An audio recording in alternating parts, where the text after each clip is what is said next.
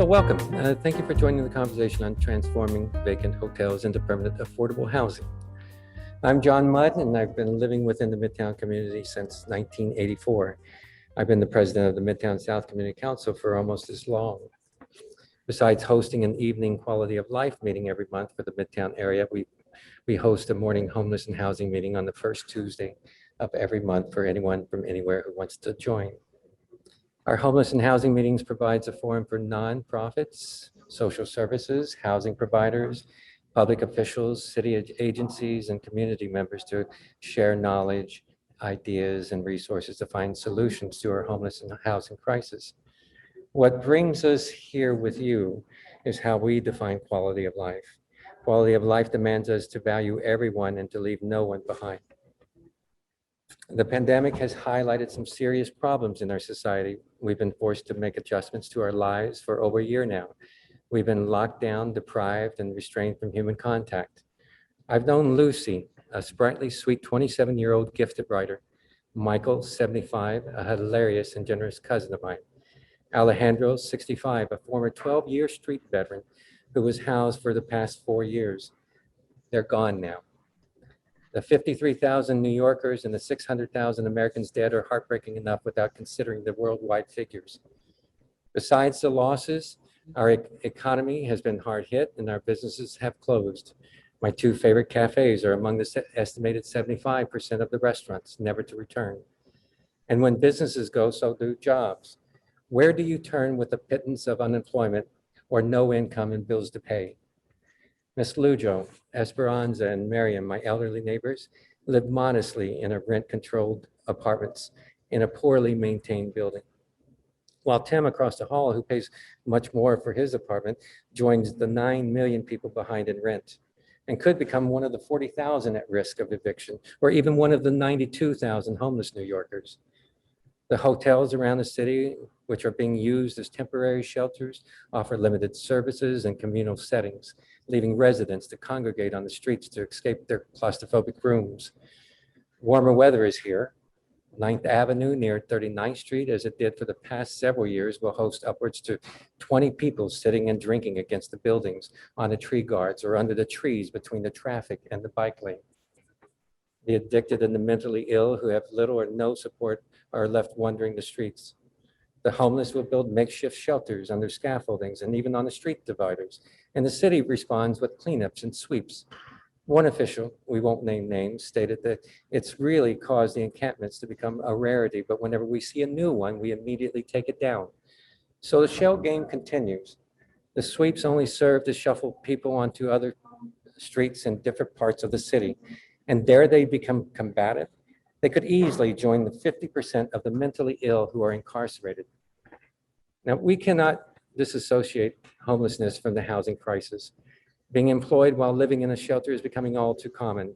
Amber is working 12-hour shifts as a security guard in the shelter she lives in. Sandy is working as a security guard for Columbia University, and she's among the 41% of the domestic abuse cases. And how will she care for her 2 children and pay rent on $15 an hour? And what of the new DAs, the public defenders, police officers, and the city employees making less than $45,000 a year? We're asking people to double up in a studio apartment or triple and quadruple up in a 1-bedroom where 83 to 183,000 yearly income is needed to satisfy that rental application, while our median income is only 57,000. Now, where's the disconnect? How did we allow the hotel industry to take over our city, particularly in Midtown, to snuff out tenement buildings, imbalance our neighborhoods, and create such a dependency on tourism for the sake of wealth?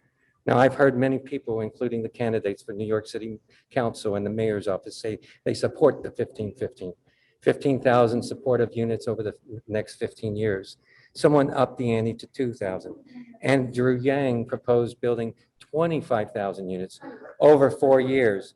But with 20% of the hotels expected to shutter, as did our favorite cafe, how cruel would we be to continue incremental development while people are crammed in the shelters and sleeping on the streets, and people are coaxed into paying an arbitrary and normalized 30% of their income for rent, or forced into paying 50 to 70% of their income, and not aggressively take this opportunity to transform hotels into housing for the public's sake? It's imperative that we set aside our personal priorities and put people first by flooding the market with housing, lots of it, including SROs, supportive, and actual affordable housing. This conversation is desperately needed. We are humbled to be here, thankful for our sponsors and panelists, and so appreciative to have you. And with that, I'll turn it over to Shannon Lux to lay out the program for you. Thank you, John.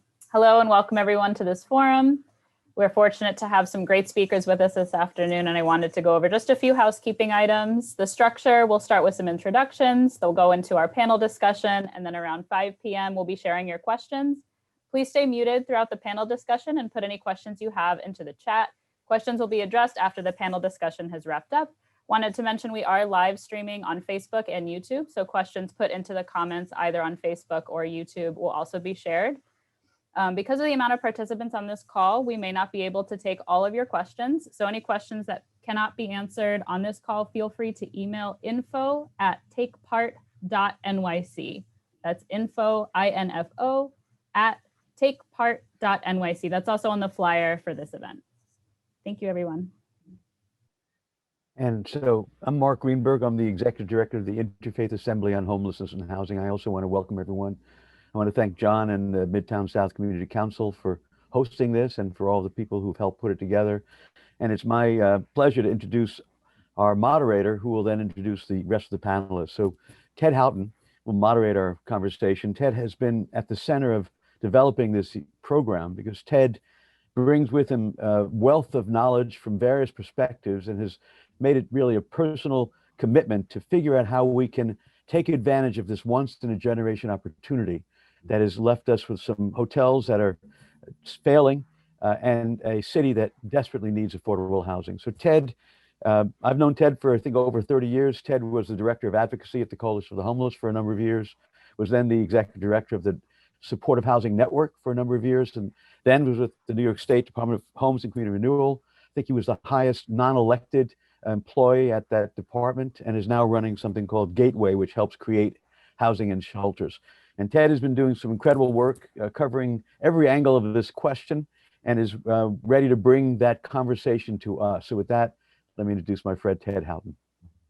Thanks, Mark. I really appreciate it. Welcome everybody to Planning for Adaptive Reuse Together. This is sponsored by Midtown South Community Council, Interfaith Assembly on Homelessness and Housing, and Gateway Housing, but also Project Renewal, Vocal New York State Council of Churches, and Housing Conservation Coordinators. We're going to explore the opportunity brought on by the COVID pandemic to repurpose vacant hotels, turn them into permanent affordable housing for New Yorkers experiencing homelessness and poverty. We're fortunate to have three very knowledgeable and accomplished leaders with us today who spent a lot of time working on this issue. We have Gail Brewer, who's served as Borough President of Manhattan since 2014. During her tenure, she's facilitated and helped fund the creation of dozens of affordable housing projects throughout the borough. And this is a borough that is notoriously difficult to build affordable housing in. Previously, Gail represented the Upper West Side of the New York City Council for 12 years, and with luck, we'll be fortunate to have her return to her council seat next year. She has not only been a strong voice for increased affordability, she's also offered ways to get there. Recently, Gail has been one of the elected officials most responsible for elevating the conversation on the opportunity to convert hotels. We also have Paulette Soltani, who's the political director of Vocal New York. It's a statewide grassroots membership organization that represents low-income people affected by HIV/AIDS, the drug war, mass incarceration, and homelessness. They're one of my very favorite groups. They really do great work. They've been particularly effective under Paulette's leadership, strengthening tenant protections, achieving prison and sentencing reforms, reforming policing strategies, and now during the pandemic, securing rent relief and new funding for converting hotels to housing. Lastly, we have Eric Rosenbaum, who's the president and CEO of Project Renewal. It's one of New York City's leading nonprofit service providers of supportive housing, shelter, and healthcare for single adults experiencing homelessness. Project Renewal sprung into action this year to help the Department of Homeless Services quickly relocate homeless shelter residents to safer hotels.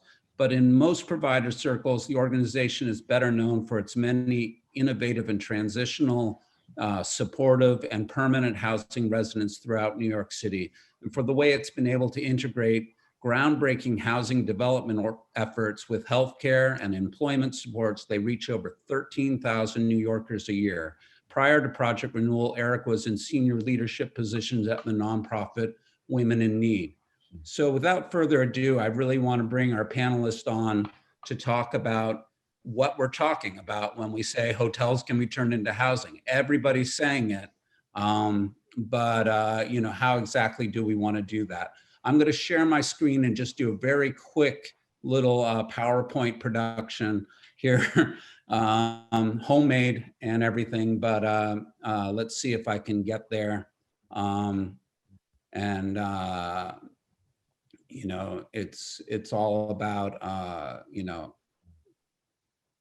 it's all about the technology, right? And my screen sharing abilities, as much as I practiced.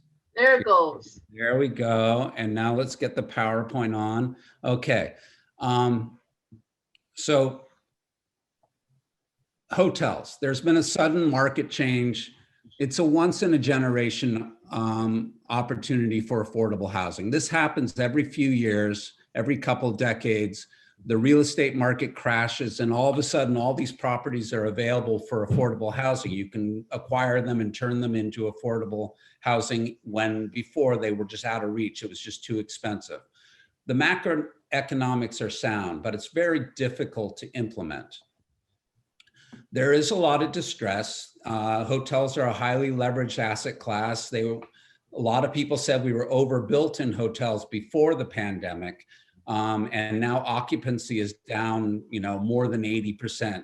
A couple of months ago, they had 1 out of 4 loans on hotels were delinquent. Pricing was down almost 30%.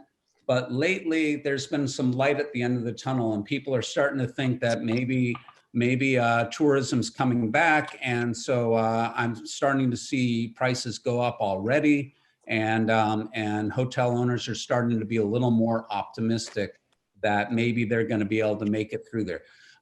Business travel has not come back yet, and it's not clear if it will or not. Everybody's getting used to Zoom, and I expect that probably we might see business travel come back to 80% of previous levels, but it's not clear that it's going to come back 100%.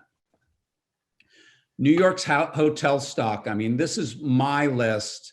A lot of people have different estimates, and it really depends on if you are looking at tourist hotels, extended stay hotels, SRO hotels.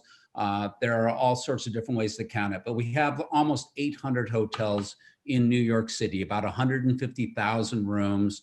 The big hotels and most hotels are in Manhattan. There's a few in the Bronx. There's 13 in Staten Island. Brooklyn and Queens, mostly around the airports in Queens, are also hotel centers. But you know, essentially Manhattan is where it's at. To give you an idea of what the current housing production in New York City for supportive housing and homeless permanent housing is, you can see that that we've been increasing the number of units for homeless households and senior households. We had a real drop in 2020 because of the pandemic, and it was hard to get to close on financing. But 2021, it looks like we're going to do about 2,500 units. Will close on financing, supportive and senior units. Those will be new units that will come online in a couple of years. Hotels are zoned in 3 different ways: commercial, residential, and light manufacturing.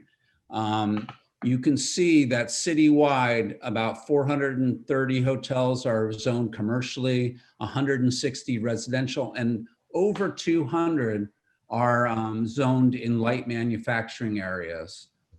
This is an anomaly of the zoning code, that the zoning resolution allowed hotels in light manufacturing districts.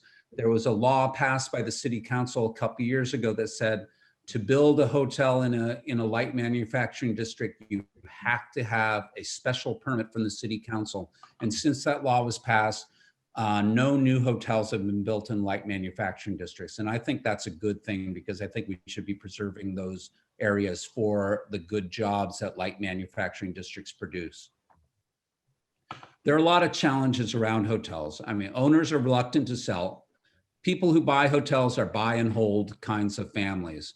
Lenders are reluctant to foreclose. No lender wants to own a hotel right now. The DHS, Department of Homeless Services, subsidies for using the hotels as emergency shelter are providing a lifeline for a lot of hotel owners that they're hoping that they can make it through. The zoning may restrict conversions to permanent housing. The pricing is still unclear. People are, they pick prices out of the air and hope for the best, right? And there's not a whole lot of public capital floating around right now to pay for affordable housing conversions. The resources that are out there, and we'll hear more about this from the panelists later on, New York State, in the recent state budget, passed $100 million for hotel to housing conversions. That is out of the HONDA Act, the Housing Our Neighbors with Dignity Act, and you'll hear more about that. The program parameters for how that $100 million is going to get spent are forthcoming. They're under negotiation right now. New York City has a new kind of financing called the Department of Social Services Master Lease Contract Financing. That's kind of a misnomer, because it's really to help nonprofits buy property. It's a 30-year financeable contract. This contract will say it will pay debt service for 30 years, along with all the other costs of running the housing. And so you can go to a lender and get a 30-year mortgage to help buy a building and fix it up. It's a promising but untested new tool. There's also going to be some federal capital coming down the road. The American Rescue Plan Act, the COVID relief bill, had $5 billion nationwide for homeless housing. About 273 million of that is coming to New York City. About 94 million of that is going to New York State. So one of the eligible uses of that money is hotel to housing conversions. So hopefully some of that will come through soon and we'll be able to apply that. The American Jobs Act is under debate right now in Washington. That's the infrastructure bill. And that one asks for $213 billion nationwide for affordable housing. That's a lot of money. And this morning at the NYSAFA conference, the Washington experts were saying that it might go up to as much as $400 billion. It also might get cut out of the infrastructure bill entirely. Usually affordable housing is not included in infrastructure. So that's a great innovation. And hopefully that money will come through, because that could be very useful to New York City for all types of affordable housing. There's been a lot of COVID-19 responses. California has done a lot. They had a Project Room Key, which had a goal to immediately shelter individuals in hotel rooms. They were trying to get 15,000 people into hotel rooms in LA County. They got 4,000. New York City, in comparison, put 9,000 homeless individuals in hotels using FEMA money. That's the idea. I don't know that FEMA's reimbursed the city yet, but that was the idea. A better, more interesting program, I think, is California's Project Home Key, which put more than $800 million on the street statewide to convert what ultimately became 94 hotels with 6,000 housing units. The thing is that was money to purchase the hotels, the money to renovate those hotels and run them so that they can house very low income, homeless, formerly homeless residents is still forthcoming. New York State and New York City spend a similar amount to that 800 million when they create supportive housing each year. But so I think that we compare well there. But yesterday, California's governor proposed a budget, and he said he wanted to spend $12 billion more to address homelessness statewide. That's big. California's budget and population is about twice as big as New York State, but man, I would love to have $6 billion for homeless housing. That's for sure. There's a lot of design issues finally with hotels. I mean, what kind of housing are we trying to build here? What is it going to look like? What are the room configurations, bathrooms, kitchens, program space? There's a lot of design issues. You got to deal with ADA and fair housing requirements. There's a lot of building code issues and change of use issues. So we're going to get into that. I'm going to stop sharing now, and we'll bring on our our panelists to talk. And so I'd like to start with you, Borough President Gail Brewer, to talk a little bit. Last year you convened a task force on sustainable, affordable housing, and it released its report in March. And full disclosure, I was one of the many members on that task force. The task force had general recommendations about expanding access to and development of affordable housing, including some specific recommendations around hotels. Can you tell us a little bit about that? I'd be glad to. And thank you very much to you, Ted, and for your vast knowledge, and to John and Mark and Shannon. And I want to say, John, you know, just the other day, I go to all of the different vaccine sites in the borough of Manhattan. And I will say at most of them, many of the people who were kindly taking care of us, either making sure that we get taken care of as we join the vaccine site, or they are in general are homeless, many of them, and they have working full time. So I just want to add to what you stated. So the purpose, you're right. What happened was in June 2020, you, Ted, and many others joined our affordable housing development task force, because at that point, the mayor announced over $450 million of cuts to HPD's capital budget. And that was kind of shocking to all of us. And in fact, as you know, that didn't end up actually happening, but it was certainly quite a jolt. So that when the task force's goal was to keep affordable housing production going, even when we were in the middle of that pandemic. And that looked, you know, to all of us to see how we could look you know, other than what was just in front of us, to figure out how we can get affordable units. And I think there was obviously some restoration, but we had to figure out between MIH and SECRA, which of course are the ways in which you do the ULURPs, what was possible in terms of comprehensive planning. So we did have, thanks to you, over and over again, had a task force subcommittee on exploring hotel conversion into affordable permanent housing. And I want to make it clear that those words, affordable and permanent, those are the key words. The fact of the matter was that communities, you know, I want to say in the chat today, and of course, as the borough president, I get everything at me.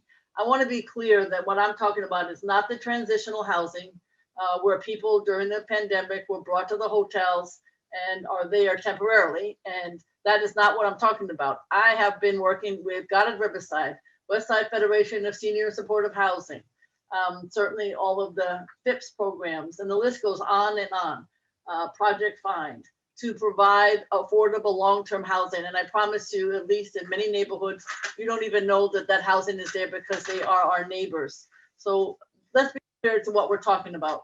People obviously need housing. I also want to add that if I was in charge when there was a hotel that was available, we can talk about that in a minute, I would make sure that half of that hotel would be for those who were formerly homeless, and half of it would be for people who are working. And sometimes it's the same person, but we need that kind of mixture is what I'm looking for. I also want the hotels to be small. I'm not interested in, you know, 400, 500 bed. I'm interested in 100 or less. That's what I'm looking for in terms of my dream as to housing people on a permanent basis. When we were having the subcommittee, what we did in our office, thanks to Hallie Chu, who's on this phone, we reached out to 20 hotel operators who manage one or more hotels in Manhattan. And Ted's slide showed how many are in Manhattan. And it resulted, the outreach resulted in conversations, not with a lot. It's not easy necessarily to get these folks on the phone, with 6 hotel operators that oversee 45 hotels. And we also spoke with some of the bids that know their community extremely well. And they shared the challenges of the 37 hotels in Lower Manhattan. Now, let me also be clear to those of you in the chat, we're not talking about getting rid of tourism. There will not be a lot of conversions, but you have to take your opportunities now when there is still the opportunity where people may not see that 100%, as you heard earlier, of the tourists are coming back. And we're looking, you know, when we had the conversations, we talked to the small hotels, we talked to the large hotels, we talked to hotels that are owned by individual person, and we talked to people who own hotels and portfolios with over 20 and are sometimes nationally or regionally owned. We looked at hotels located throughout Manhattan, south of 96th Street, because that's where most of them are. And we looked at hotels that are closed, hotels that are still in operation, and some that had shut down permanently. Again, there are not a lot that are available, to be honest with you. But of the 6 hotels and the conversations, again, we had 45 hotels that were discussed, but we only had 6 hotel operators that we had discussions with. Of those, 8 had contracts with the Department of Homeless Services. At this point, this was pretty much during the pandemic still. 2 were exploring DH contract opportunities. And there are people on the Zoom probably from DHS, but I remember of the 740 or something like that hotels in New York, not 200, I believe, were actually being run either for COVID, because that was also some of the hotel population, or for the homeless. But of this 45 hotels, 13 were temporarily closed, 1 was permanently closed, and 2 operators who had managed the portfolio of 20 plus hotels, they were open to contracting with city agencies. And in fact, the persons who had the multiple hotels were more interested in this proposal that we're talking about than those who just had 1 hotel. I want to also add that none were willing to sell or contract with city agencies at that moment, including the one that was permanently closed. So nothing has been set or done, but just so you know, in terms of what is out there that's possible, in the downtown area, temporarily closed 10 out of the 37, and 30 were permanently closed at that point. I want to say that what these conversations pointed to was the existence of distressed hotels for acquisition, though they're not listed. You're not going to go to the New York Times or go to online and see them listed. So you have to approach individual hotel operators to see if there's a possibility of purchasing. And of course, that you don't know for sure whether that's going to happen. I did participate in the Hotel Association of New York in the end of January, and they indicated, according to them, citywide, 200 hotels had closed. And again, I don't know if that's still true. That was the end of January, and we were trying to figure out with the Hotel Association, obviously interested in all of their operators being successful, if we could figure out some support from the city to keep them, the ones that were permanently, even bringing them back, or those that are temporarily closed, making sure that they can come back for the tourists. So what the actual recommendations are from the task force: make substantial new resources available to invest in the purchase and conversion of distressed hotels. And in I want to be really clear, so that it would be permanent, it would be affordable, it would be run by a nonprofit, and I want it to be purchased by a nonprofit. I'm sure you hear from others, but when the city has to renovate something, it takes forever. And it's much better to give it to the nonprofit and let them do the work. And I'm very picky about my nonprofits, but others may not be. The ones that are on this call, I'm sure, are fabulous. But again, a quality nonprofit, it has to be small. And I would like to have half of it be working people and half of it formerly homeless. And I think Ted has pointed out that for older adults in particular, not necessarily families, although in the old SROs, which I am very familiar with on the Upper West Side, we often have families. They grew up in the single room occupancy illegally, and they're doing great. They went to the best school. So if I had my way, I would put some families in there, but they may not be legal. So probably not supposed to say that. You have to have a really targeted approach to hotel acquisition. As I indicated earlier, some of the larger hotel operators are probably more willing to sell than those that own just one. And then of course you can talk to others on this phone to explain how the financing would work. It is complicated. I know the governor has offered funding for conversion, but it's not clear if that's for hotels to affordable. Could certainly be office buildings, which is, people may not be using as many. It's not clear if that is for affordable housing or just for regular housing. And how could those two even be incorporated? Could we do an MIH or something like that? All of that is on the table. And I think, we haven't discussed much on the single room occupancy. Again, that's another place, but it has to be small and it has to be a good nonprofit and it has to be permanent. That's what's always of concern. So there are some zoning barriers to hotel to housing conversions.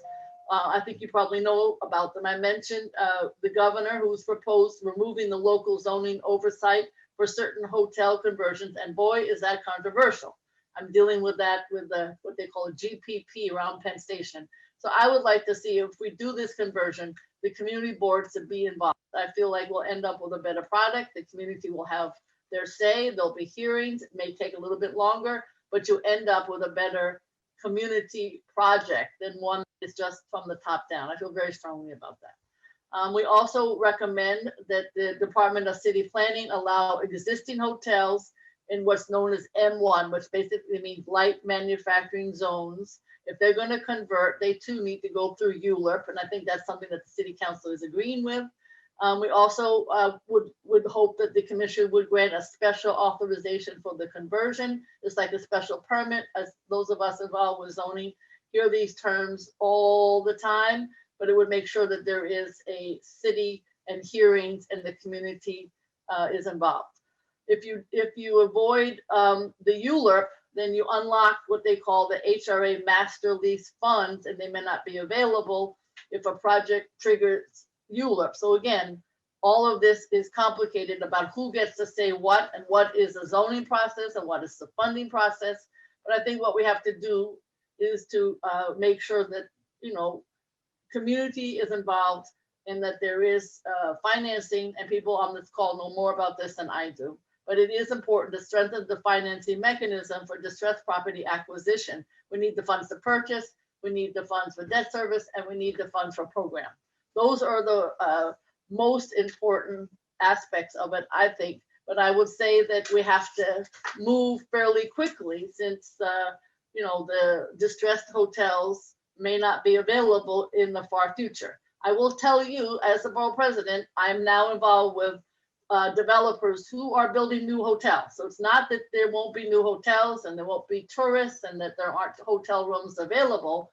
There will be hotel rooms available. But the issue is, if we can find some now that can convert. I got a call the other day.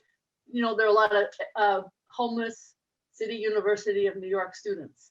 This would be another example where there would be turnover. They would be studying students, and they could actually turn the university, and we'd have a wonderful place for them to live. Quality, nonprofit, small housing in terms of the hotels, and permanent is what I'm looking for. And thank you very much for having this forum. Thanks, Gail. I really appreciate that. I heard two interesting themes in what you're talking about. I mean, one is a reference to the 1970s and 80s when people moved into hotels and started using them as housing, and trying to be more intentional about that this time around by having nonprofits purchase the hotels so that people would be able to remain there when the good times come back and have affordable housing that they could depend on. Because I think a lot of what happened was that people lived in private hotels and it was often inappropriate, and they just hung on there, and then they got kicked out when the gentrification happened, and there wasn't any supports or services there during the time that they were there. And this time around, we should learn our lesson and try to figure out how to do this more intentionally.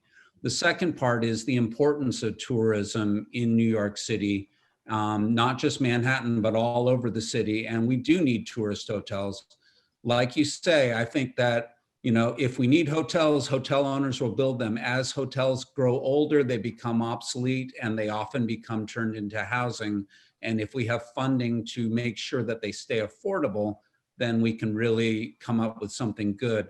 I want to turn it over to Paulette Soltani from Vocal New York, who's done a lot of work in Albany to try to get the resources for conversions like this.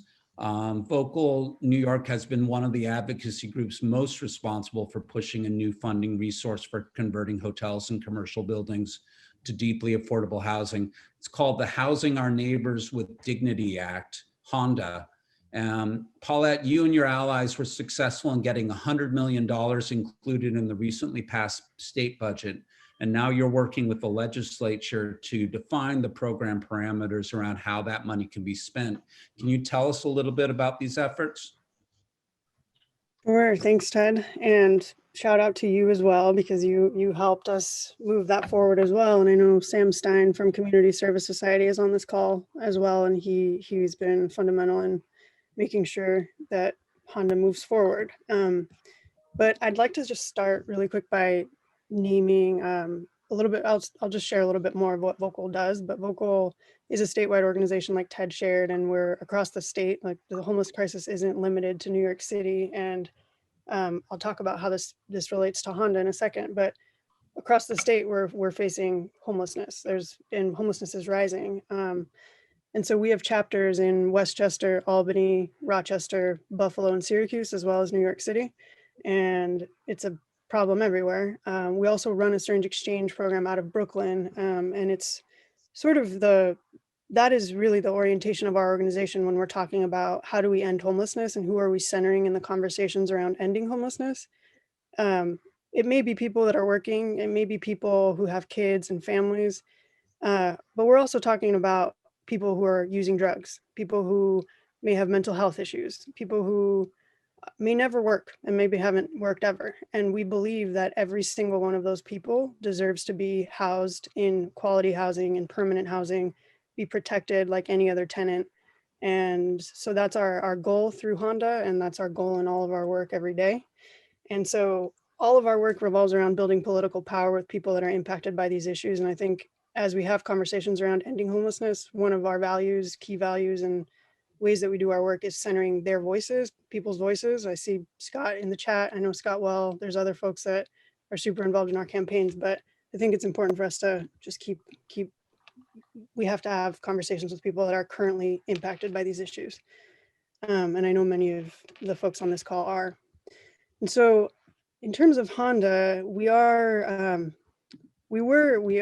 would have liked to see Honda, the bill language, actually included in the budget, but we're really excited to see $100 million allocated towards hotel conversions.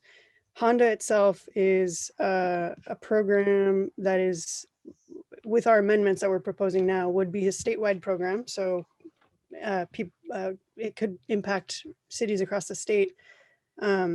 It would allow both the state and nonprofits to actually purchase hotels or commercial spaces to convert them into housing.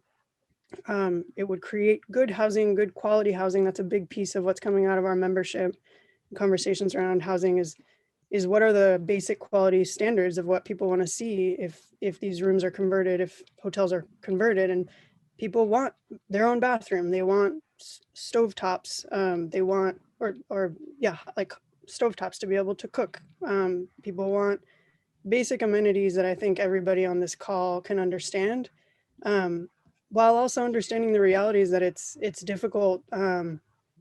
It's difficult to get there with some of the economic issues and the restraints that developers are also having to overcome with some of these projects. And we're talking about creating really, really low income housing. So, but at the end of the day, the quality standards for these hotel conversions are really important to the membership of Vocal and some of our allies that are working on this. Looking from my notes.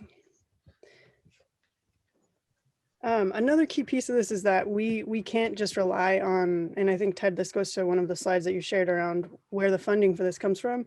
We know that $100 million isn't going to go far enough. We have to rely on much more money than that to make this a meaningful proposal with strong legs. And so we are also advocating with Schumer and on the federal level to try to get billions of dollars to be able to be put towards a good program. But most importantly, we want to create the guardrails that are necessary so that Governor Cuomo doesn't take this money, and that the private market doesn't just take this money, and that it's actually used by nonprofits, because it is just for nonprofit developers or the state.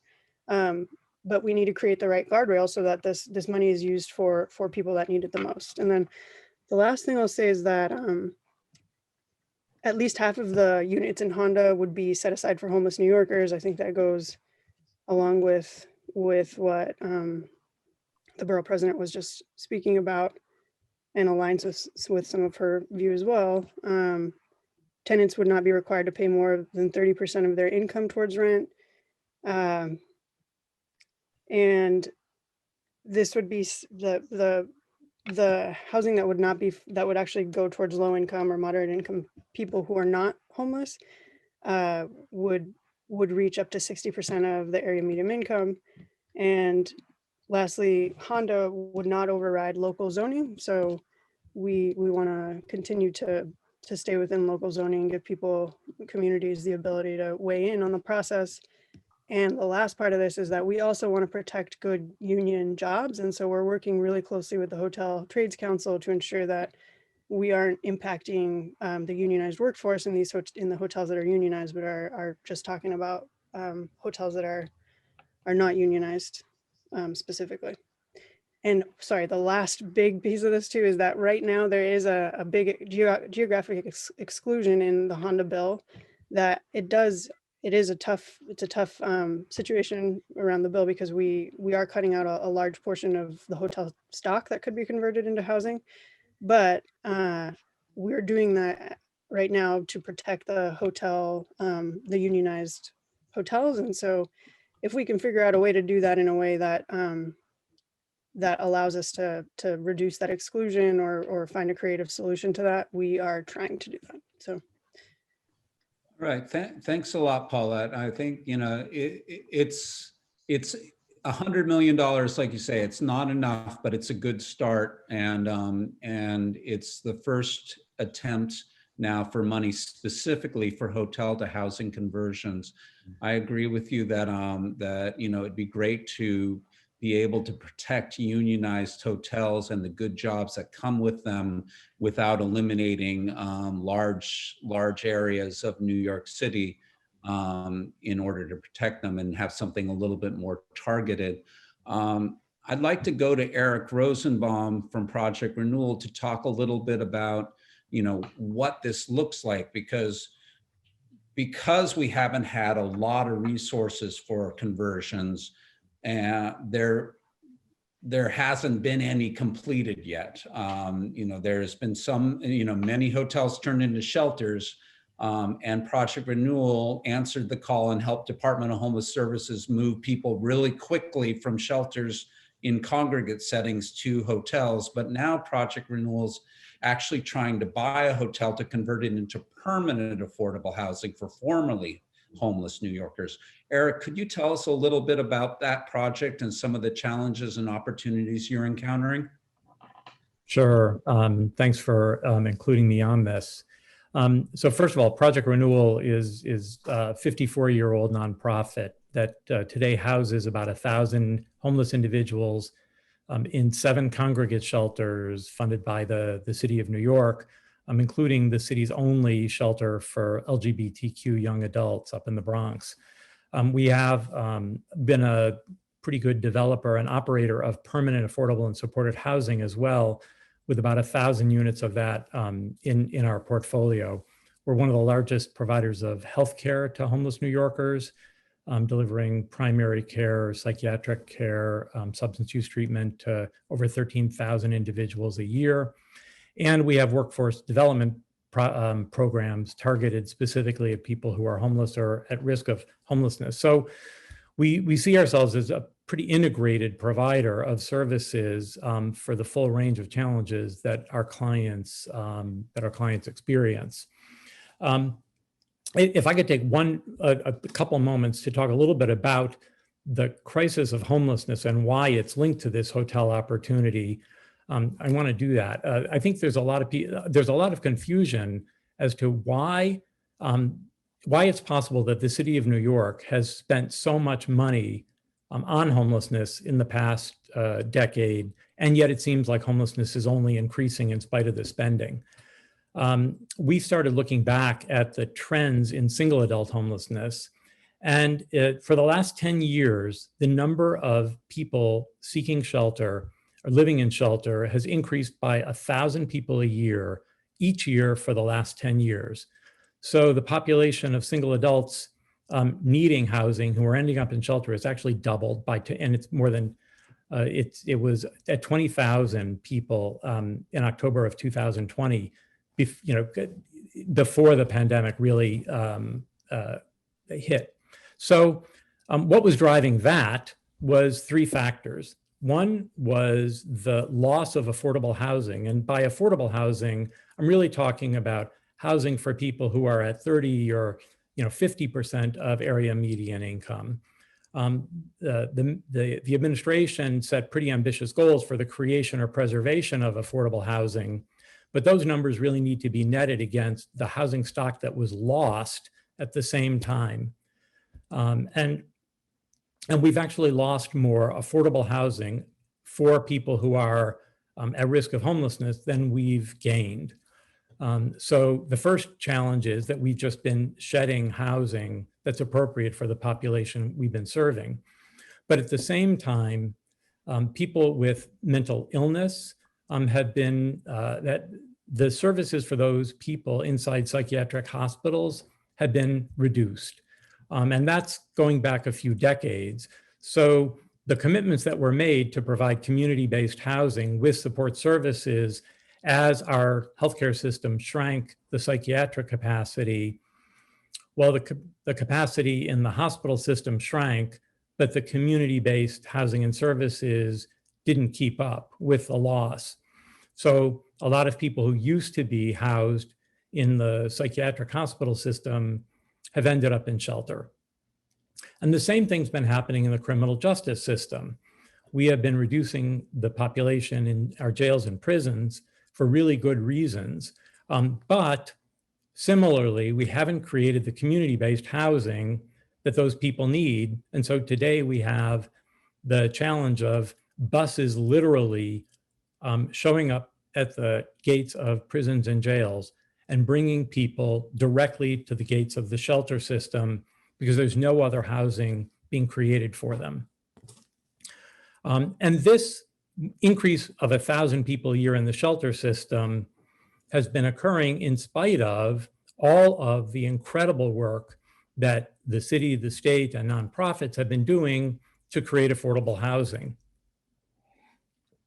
So if we want to reduce homelessness, we have to create housing that is affordable for the people who are homeless, and it has to happen at a faster pace than the housing that's been created to date. And it has to happen incrementally to the housing that's already in the pipeline.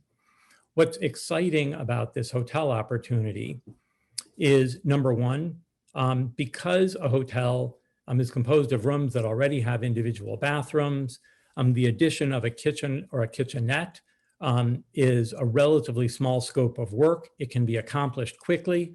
And these hotels can be converted into quality housing far, far faster than anything else that is in the housing pipeline. And I would say that that's even true comparing hotels to distressed commercial property, because commercial property would require far more dramatic reconstruction than the kinds of renovations that are required to convert a hotel into housing. But the thing that's particularly exciting about the master lease concept that Ted spoke about is that it doesn't compete with capital that's being used to generate affordable housing in kind of the traditional mechanism. So it's a financing stream that allows this additional capacity to be created without competing for the same kinds of capital subsidy that are needed in the regular affordable and supported housing market. So we're working on one project with the city right now. It's a pilot. It's about 100 rooms, a few more than 100 rooms. What's exciting is that it will actually be housing people permanently about a year and a half from now. And there is no other source of housing that can happen that quickly other than these types of projects.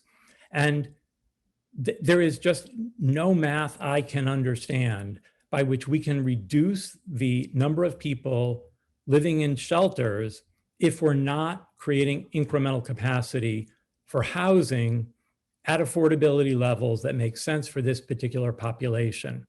Because when we talk about the affordable housing that's been created in New York, an awful lot of that is affordable to people who have incomes well above 50% of the area median income. That's not people who are homeless. So this is a program that's really targeted at exactly the population we need to reach if our goal is to reduce homelessness. All right. Thank you, Eric. Gail, what do you think? What do you think is possible? Because I think Eric makes a good point that we're building record numbers of supportive housing units these days, but it's really about 2,000 a year at the most, and that's counting senior units and everything. And Eric is talking about, well, we could do hotels over and above that. Hotel conversions gives us this once in a lifetime opportunity to go over and above that. How do we make that happen? Well, there are two things, and I hope I'm not talking out of turn. One is on the state level, because I know a lot of people come from upstate prisons directly to the shelter system. Fortune Society, and I'm sure there are others, needs to have also support so that they can work with those individuals, get them back on their feet. They're really good at it. And I'm sure there are others too, the Black vets. What I'm saying is that is one place where people should not be going directly into the shelter system. And the second, I don't know how many, used to be more, but the veterans coming from the services, we've been trying to get from the different branches who's coming to New York who doesn't have a place to live, because they too could be supported before they go to the shelter system. I just want to say that to start with. But just in terms of your specific question, 2,000 isn't much. So the issue is, I honestly don't know from our phone calls or from your amazing work or from the nonprofit community, how many of these hotels in any of the boroughs we're talking about at this time. So I think there has to be full court effort to see between the different branches of government and the funding. Maybe we could come up with, something that is reasonable at this point, whether it's 1,000, again, 1,000 is 10 hotels perhaps, because we want to have small hotels. So it's a timing issue right now. And that's why this particular discussion is important.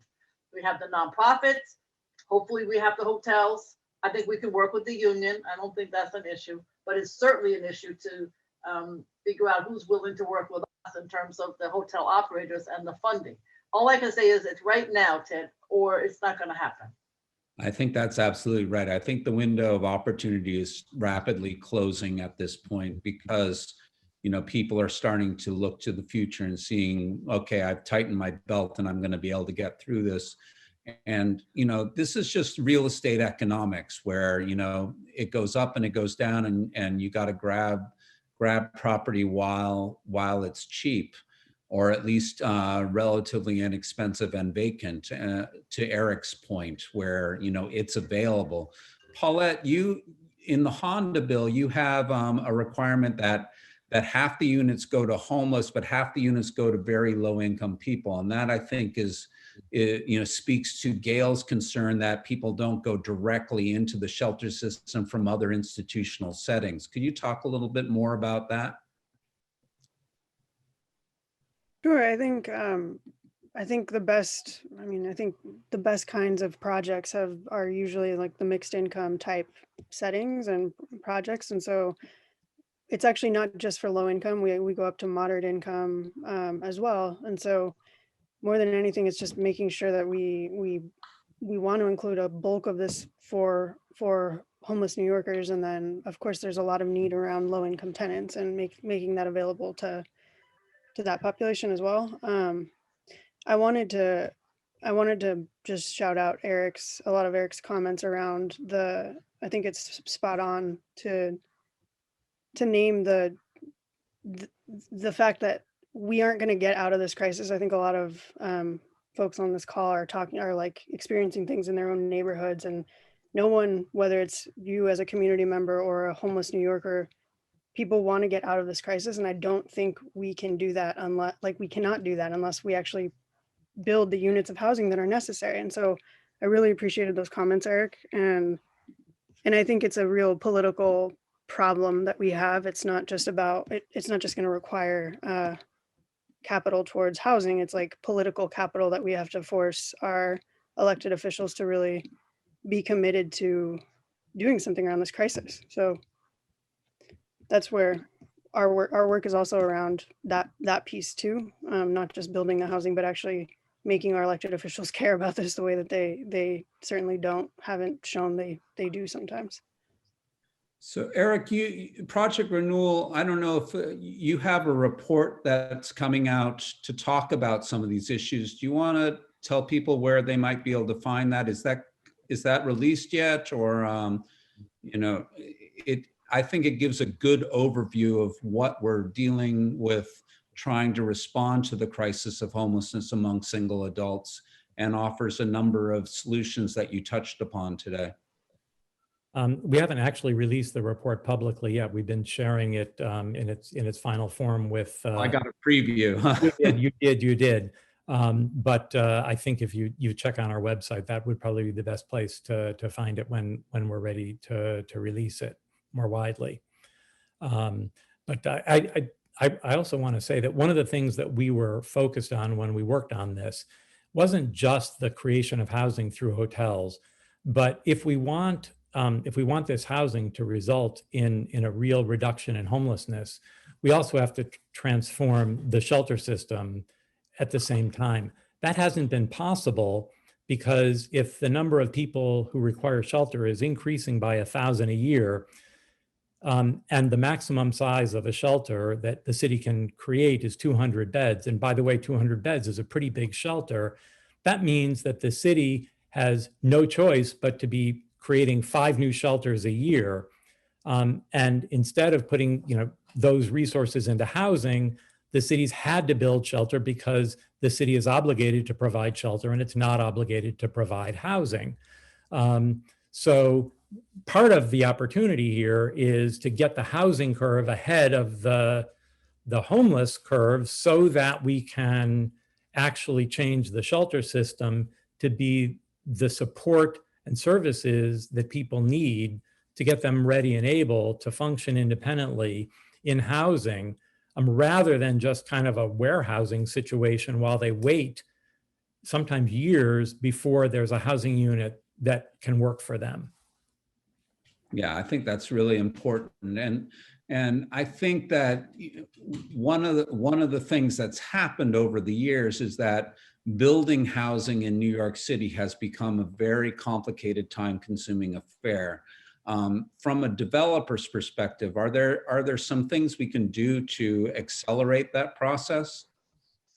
Eric? Yeah, I would say a few things. One is that nonprofits have a difficult time financing risk.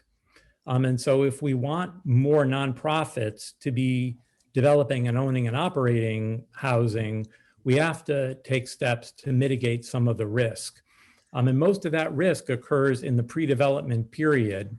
And it scares a lot of nonprofits away. So if the city could, for instance, create a risk pool so that if a deal fell through, the burden of that wouldn't fall on the nonprofit, I think many more nonprofits would be able to participate in this, and those that do participate would be able to take on greater scale.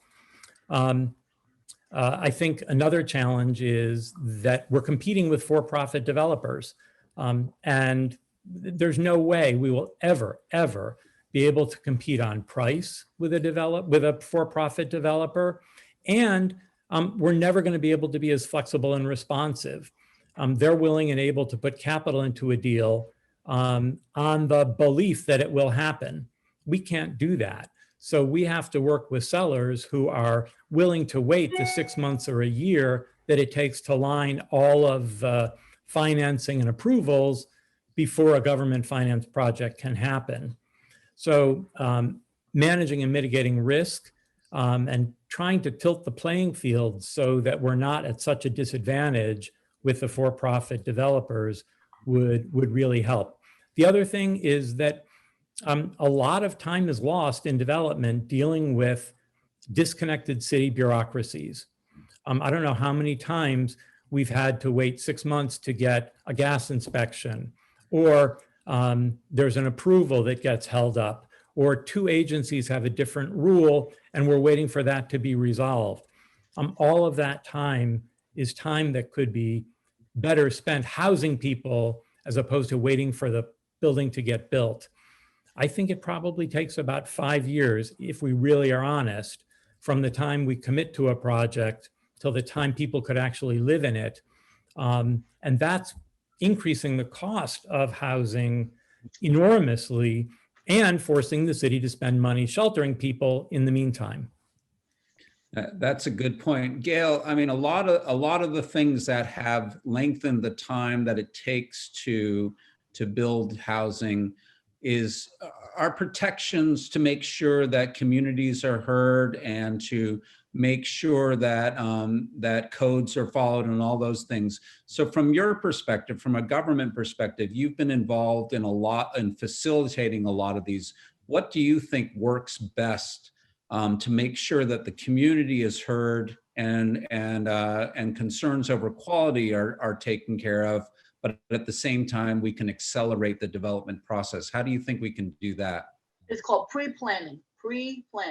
And because what happens with this uniform land use review procedure is, city planning says we're going to start now, the ULURP process, and everybody has a certain time period, 50 days, 30 days, depending on the project.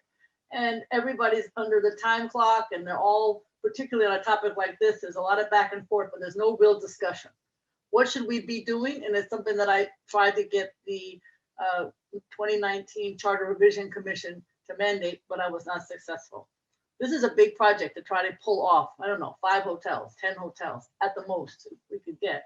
Right now, the governor, the mayor, God forbid they should work together, but that we should, as a city and a state, be working to plan, pre-planning for figuring out how to do conversion. Then when the city planning says we're starting the process or whatever the agency is, it goes very smoothly. It's called pre-planning. That's exactly how this could work. And I hope that answers your question, but I believe that's it after all these years. Pre-planning for East Midtown work, pre-planning for, you may come, have an issue with East Harlem, but pre-planning worked. There was a report, we followed it. That's how you do it. All right, thank you. And Paulette, I mean, with the Honda Act and the $100 million, and I think that one of the things that you have stressed is that the money needs to get out quickly. What are some of the aspects of the bill that that you think will help accelerate development? Oh, yeah, that's a good question, Ted.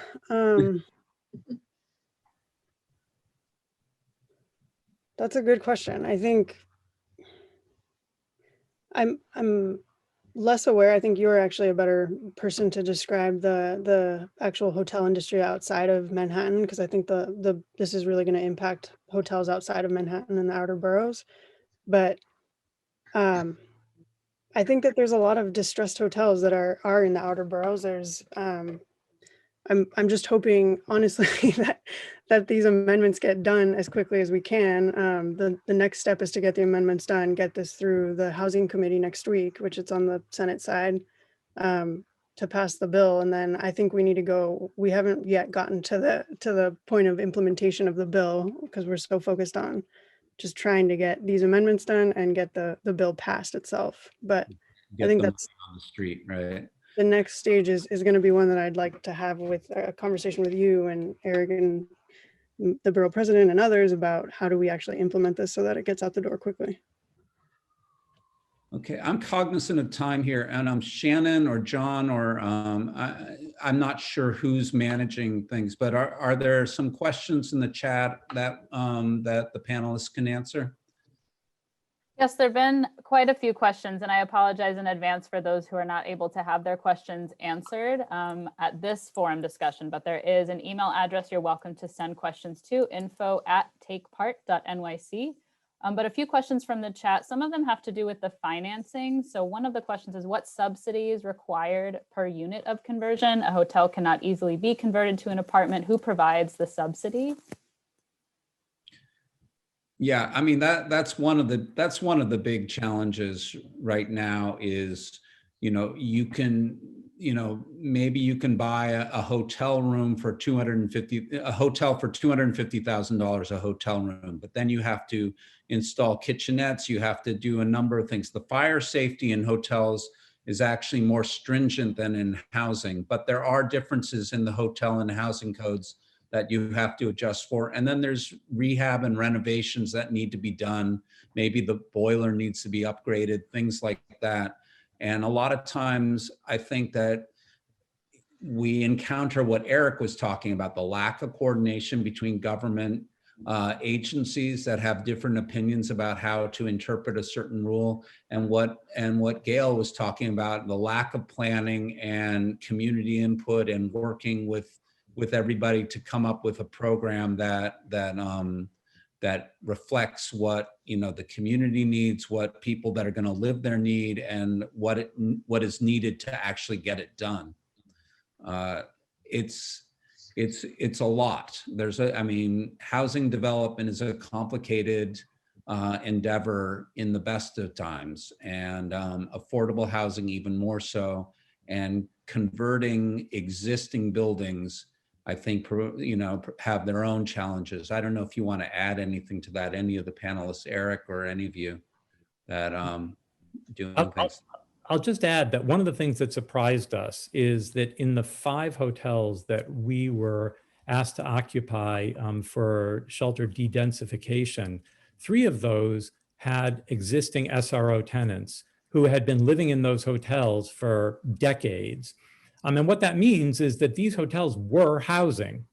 And because they were housing, they can be housing again. And it also speaks to the idea that sadly, we lost that housing. And the lesson I hope we learn this time is that if we're going to put government money into this project to create housing, and Gail said it at the beginning, it needs to be permanent this time. It shouldn't be an opportunity that supports the developers and owners of these hotels now when business is bad, and then when business returns, they can start gentrifying again and eventually lose this housing. It's important to keep it. Yeah, that's one of the things I like about the Honda bill, because it requires rent stabilization for all tenants, and it requires permanent affordability. And I think that's the kind of thing where we're learning the lesson of what happened in the 70s and 80s, where the tenants who found lawyers, they're still there when you moved in this year. But there were so many more tenants that got kicked out because they didn't have those lawyers, and they weren't able to fight the landlord. And when the good times came back, they were gone. And we need to do better by New Yorkers that don't have the incomes to compete to stay in their homes. Other questions, Shannon? There's a question about size of hotels. When the panelists refer to small hotels, is there a recommended size range at a lower number of units? How financially viable perhaps would those conversions be? Yeah. Well, Paulette, do you want to talk a little bit about the Honda bill and the size limitations there? Sure. The size limitations are 150 units or smaller. So they're not huge buildings. I think that's pretty much it. And then from a financing perspective, it is harder to finance smaller buildings. The fewer units you have, the less efficient the funding becomes. But the bigger the building is, the harder it is from a property management perspective. And so you want to hit some sort of sweet spot. And I think somewhere between 80 and 150 units is probably a good size. I don't know, Eric, you run a number of these kinds of residences, some that are larger than that, some that are smaller. What do you think? We're really targeting about 100. It's the level that balances the economy of scale you need to run a decent program without being so big that you can't form a community and support it in the building. So we think 100 is the sweet spot, give or take. I know Tony Hannigan agrees from CUCF, so I'm on 100. Yeah, Okay, well, there you have it. Gail's at 100. I'm at 102 then. There was a question about exclusion, and I know that Ms. Soltani put in a link into the chat with more details about the Honda bill specifically, but someone had asked what is exclusion and a question of unionized hotels being excluded. So that kind of goes into unionization as well as kind of the hotel piece in reference to the Sure. Honda bill. So in reference to the Honda bill, the bill excludes a part of Manhattan from Chambers up to 110th Street. It's kind of like a little carve out of Manhattan where the majority of the unionized hotels are located. And so the reason that we want to ensure that we're protecting those union jobs is just because they are good jobs. We are working with the union, the Hotel Trades Council, that represents those workers. And so we're just trying to protect those hotels as best as we can. And so that's why it's excluded in Manhattan in that area. Yeah. And this is where I push back a bit, where I want to protect union hotels, but I don't want to exclude all of core Manhattan. And so I'm hoping that the legislators in Albany are able to figure out a way that they can be a little bit more targeted in the exclusions so that we protect union jobs. But at the same time, I know there are a lot of hotels that have been struggling in Midtown, and that could be very good residences. Another thing that I'm seeing in the chat is just talk about screening of tenants and how does that happen? And I think that's a really important distinction where, New York City has a right to shelter, as it should. And that means shelters have to take anybody who comes in, and the shelter system does. And then the assessment shelter then sends people to appropriate shelter locations. With housing, there's more of a screening process in making sure that people have the ability to pay at the income levels that the affordable housing is set, and also are to screen them to make sure that they have the on-site services to support whatever special needs they have.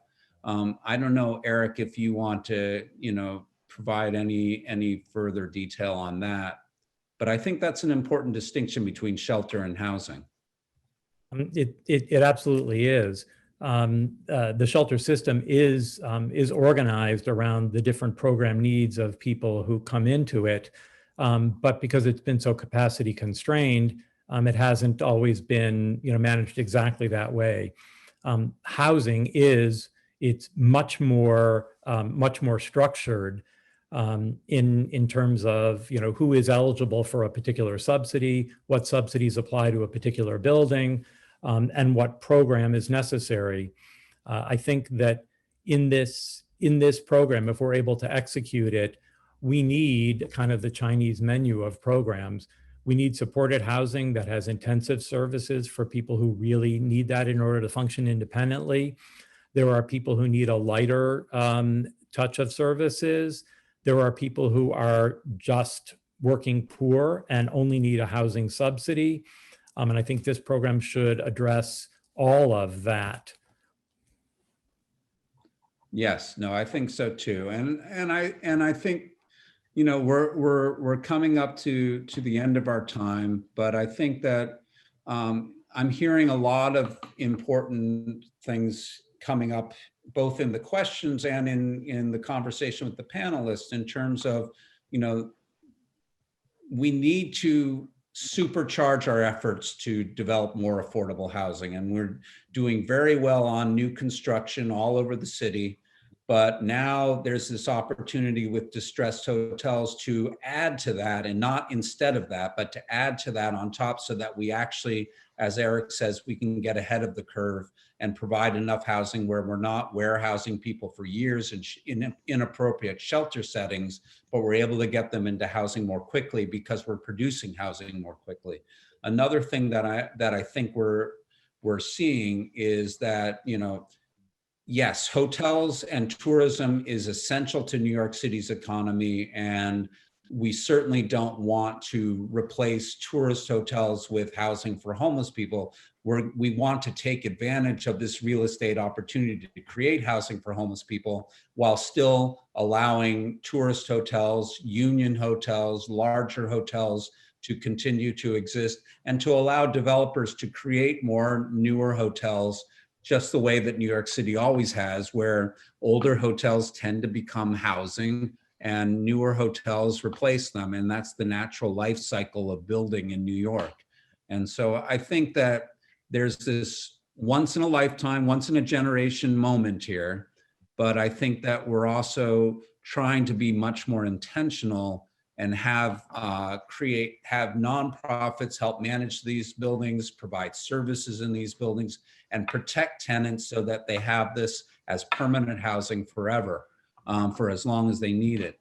I would think, Gail, that there's a lot of moving parts here, and the city council is going to be an essential part of that. There's going to be a city council turning over with this election. There's going to be a lot of new city council members, and not many of them are going to have as much experience as you do in city government. What can the council do to help facilitate this in the next year? Question.